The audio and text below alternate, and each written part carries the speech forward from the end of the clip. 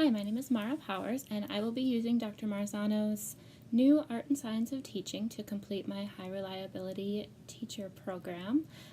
This is my video narrative explaining how I'm using the key components and how they're guiding my planning during this program. Our school has been using Marzano's Art and Science of Teaching for many years, focusing much of our professional development on the area of feedback, specifically providing and communicating clear learning goals for students. We've also been taking a close look at assessment, what we use and how we use the data to collect intentionality as far as lesson planning based on progress monitoring and data collection through different types of assessments and aligning those assessments to standards.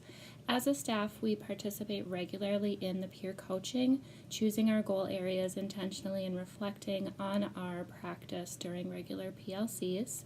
My students and learning environment are quite unique in that I provide small group instruction, academic direct instruction for students with identified learning disabilities in the area of reading or writing. Clarity in goals for learning, especially using student-friendly language, translating standards and learning targets into the I-CAN statements, stated clearly and in detail, leaving very little or no room for confusion or doubt about what we aim to learn, and explicit explanation of connections and processes of learning are highly beneficial to my students. I rely heavily on assessment to drive my planning and instruction. Formative assessments are constant, and more formal, summative assessments are required for data collection and progress monitoring for all of my students.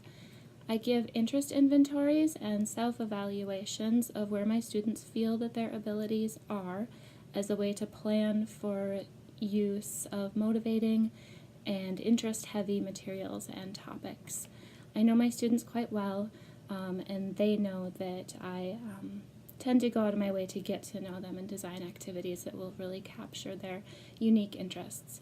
My students are also each given a comprehensive reading inventory. I typically use the Jerry Johns as well as PRESS to diagnose specific areas of deficit and target instruction and intervention.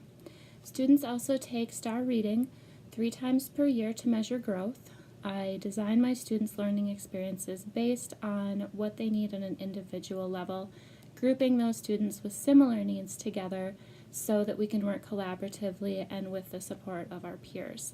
Students are given the opportunity to learn and show their learning with a wide variety of activities and assessments, from traditional guided reading groups with leveled focus on decoding or comprehension strategies, using benchmark book evaluations as assessment, to choosing a topic they're passionate about, and engage in learning activities to explore and present their learning in a way that's especially meaningful to them. The majority of my content is delivered through direct instruction with systematic and structured lesson planning. My students thrive on an environment of routine and repetition. Personal needs and interests are always considered. Content is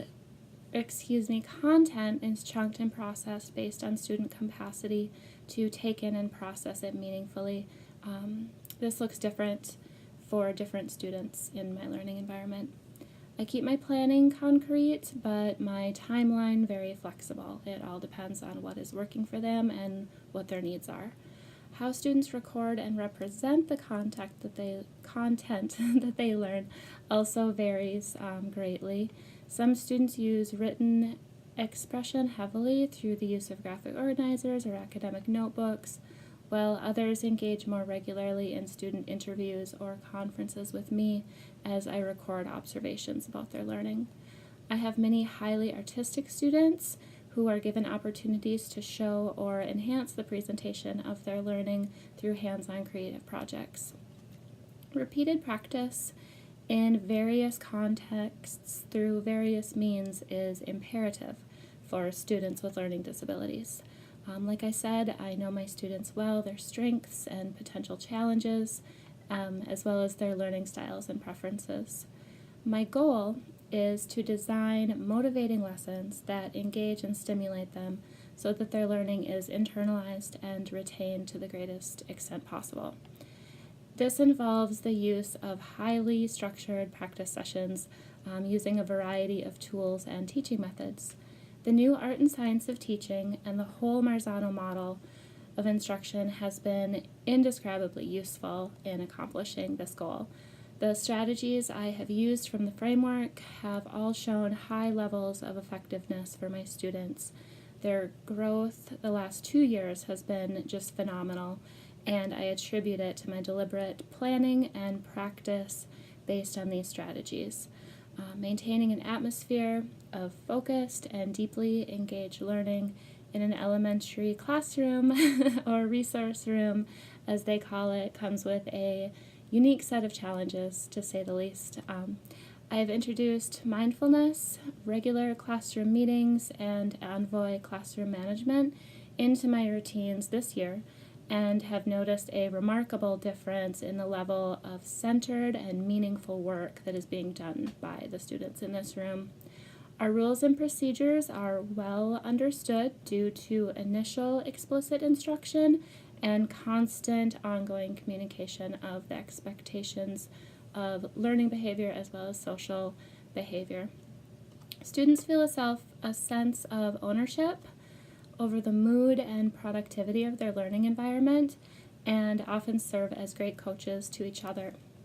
My students know for certain that I believe in them and their ability to learn and their ability to show the characteristics of good learners. We talk about it often and celebrate our successes individually and as a group. As an educator, I feel that forming and maintaining relationships with my students is my professional strength.